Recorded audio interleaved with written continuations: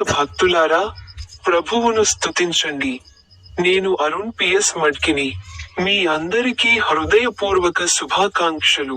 ఈరోజు ఫిబ్రవరి 25వ తేదీ, 2026 సంవత్సరం 2వ నెల.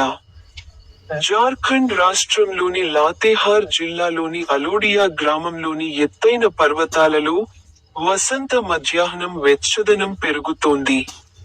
వెచ్చని దుస్తులు ధరించి మేము నడక, అధిరోహణ మరియు హైకింగ్ యాత్రను నిర్వహించాము. అతను తన వచనాలలో ఒకదానిపై ఇలా మాట్లాడాడు. ఎఫెసీయులు 6వ అధ్యాయం, 11వ వచనంలో, అతను ఇలా అన్నాడు: మీరు అపవాది కుట్రలకు వ్యతిరేకంగా నిలబడగలిగేలా దేవుని పూర్తి కవచాన్ని ధరించండి. మీ అందరికీ హృదయపూర్వక శుభాకాంక్షలు.